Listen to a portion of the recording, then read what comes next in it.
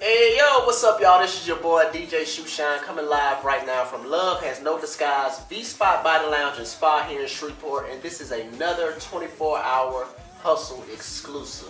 Ladies, we have actor, singer-songwriter Terrell Carter in the building right now. What's going on, my brother? What's going on, man? Oh man, chilling, man. Everything is good, man. I'm glad to be here. Man, I gotta say one thing, man. I respect your hustle, man. Yes, thank you. Talented brother, man. So, ladies, Likewise. if you're not following this man, y'all better follow him right now. Y'all better look him up ASAP. You know what I'm saying? Twitter and Instagram, Terrell Music. Everything is Terrell Music. At Terrell Music, definitely check me out. Definitely. Now, a lot of fans want to know, man. How did you get your start? You know, with the music and the acting, man. Well, actually, you know what? I started doing gospel first. Wow. I started with Fred Hammond. Okay. And I worked with Fred Hammond first, and I grew up with a guy, Stevie J, who is on now Love and Hip Hop. Oh wow. We were friends. I was younger than he was, but at the same time, he would always play for me when I sang and everything. So we grew up in Buffalo, New York together. Okay. And he was, when we left Buffalo, I went with Fred Hammond, he went with Josie. And so he ended up working with Puffy and P. Diddy, and I was on a tour with Kirk Franklin, Yolanda Adams, and Fred Hammond. Wow. And the last day of the tour ended in New York City. And who came to the tour? Puffy and Stevie J. Wow. So then he saw me there, saw me sing or whatever, and then that's when P. Diddy was like, "Oh, can you get him to come and sing and write and actually produce some different stuff?" I was like, yeah, and he called me and said, "Would you be interested?" I've been with Fred Hammond for years, and he was like, "Yeah, I'd be interested." And working with P. Diddy, and that was when P. Diddy was at the height of this stuff. Yeah. So I was like, absolutely. So I mean, that's when I really went on off to New York City, and I started working with him and. Working with him for a while, and then he took me out to LA to working under them for Quincy Jones through writing for Tamia and Tevin Campbell. Oh man. And I liked it so much. I was there 5 months writing and doing Tevin Campbell's last album and Tamia, and I liked it so much. When they went back to New York, I stayed in LA. Hey, and it started, snowball. Hey, that's what's up, man. Now, man, you've released 5 albums, independent albums, man. That is amazing, man. Now, I hear you got some new music coming out, man. I have my 6th independent record coming out. Yes. Wow. So what can we expect from this new album, man? Let us You know what? Insight. I've always done the music that I know that people enjoyed hearing from me.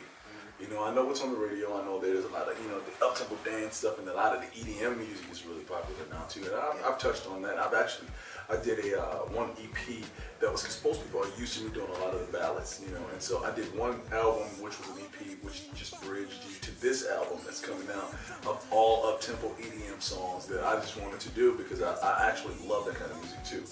And so I did, but this album I think has some meat on it to where I had my songs always have stories. I know a lot of the songs today on the radio.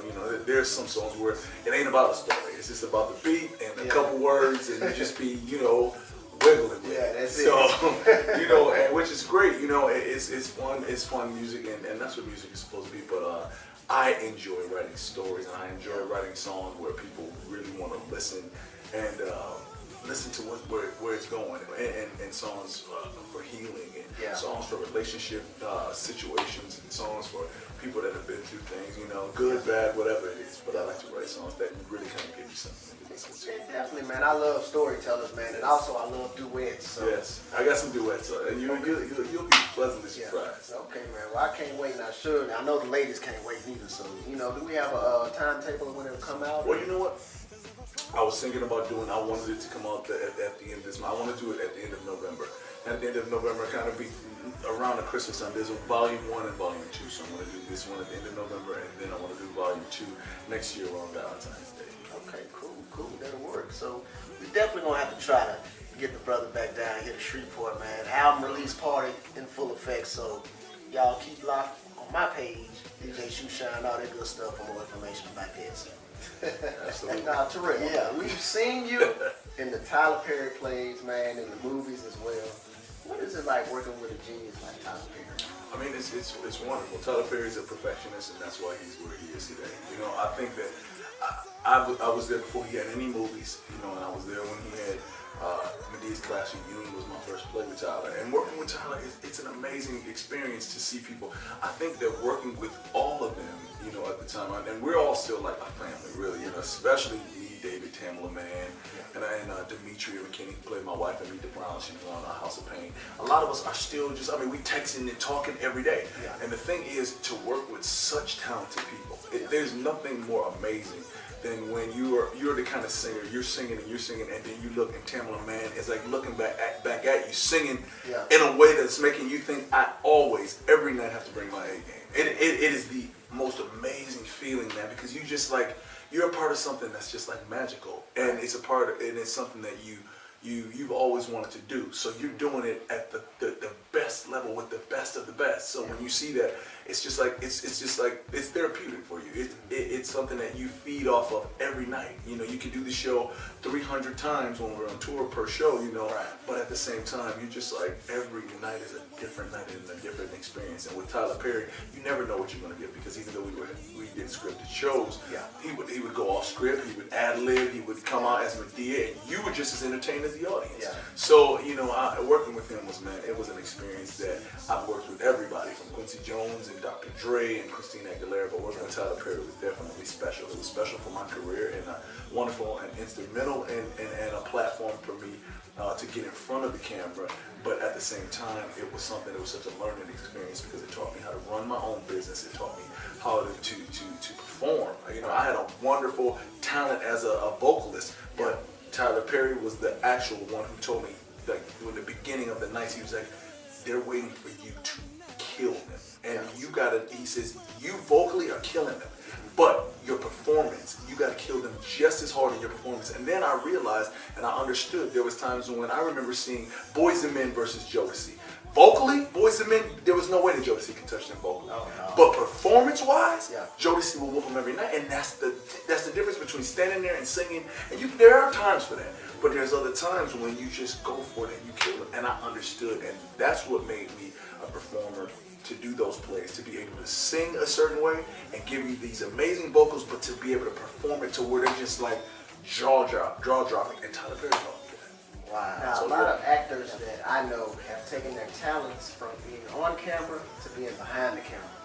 Now, do you see yourself doing any future directing work? Absolutely. I've actually written my first screenplay, and we're in production. I'm having a lot of meetings now and bringing people in, because I definitely want to start production next year on my first film, and I'm excited about it. It's a faith-based film, but it's a faith-based film, and it's a musical also. So it gives it's a little bit more musical than it's musical like the Tyler Perry plays is musical, and unlike just the movies with one.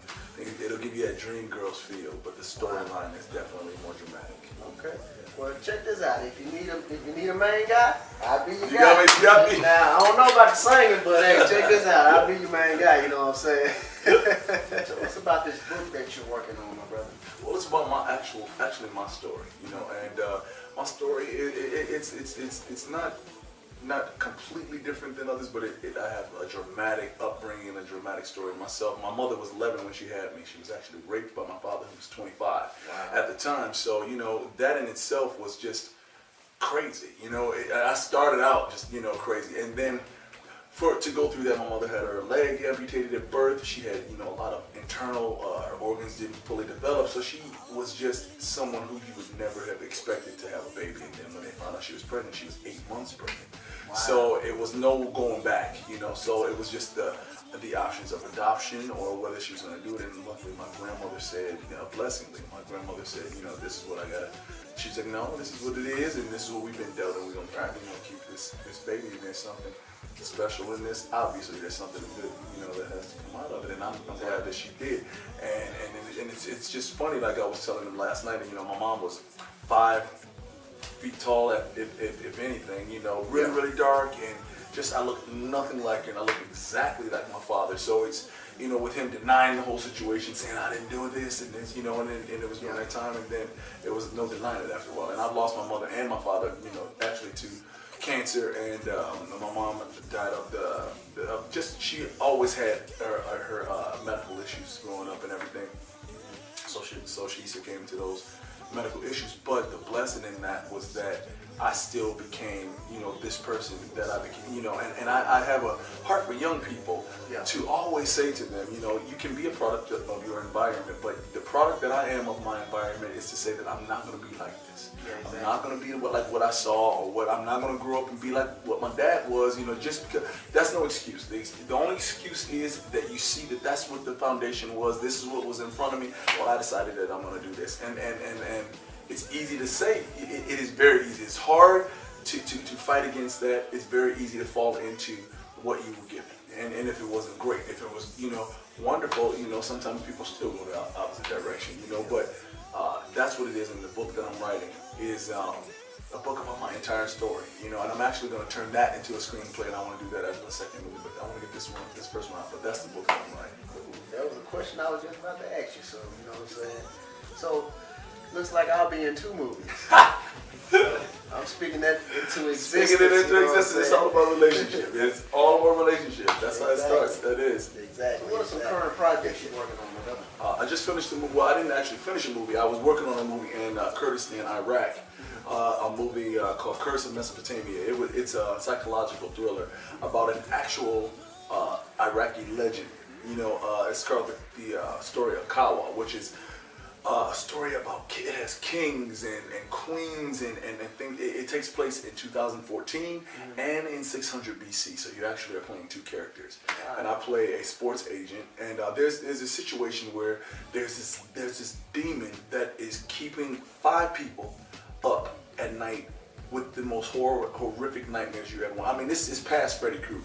This is like, right, but it is like something, the way that they filmed this and the way that they have built it up.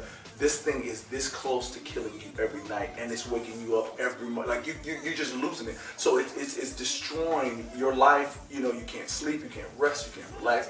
So we're going to see this psychiatrist and psychologist, or whatever you want to call her, to try to get through this and try to work through it, because it's killing. I was supposed to actually be a football player, but I couldn't sleep at night, and so I just couldn't. I never had the energy to continue to fight to play the game, so I became a sports agent. So whatever the case is, you find out, you're trying to figure out what it is, and we find out that all 5 of us are all having the same nightmare. Wow. She finally breaks the news to us, which is funny. I told the director, I said, the thing that's crazy about this movie is that we should actually be mad at this lady, because she knew we was having this nightmare before she said anything to us for years. So she finally breaks it to us, and then she says it's about this castle, which is called the Citadel in Iraq. And she says, you guys are dreaming about this place, and I want to take you there. So we actually go to this place, and that's why we filmed it actually in Iraq.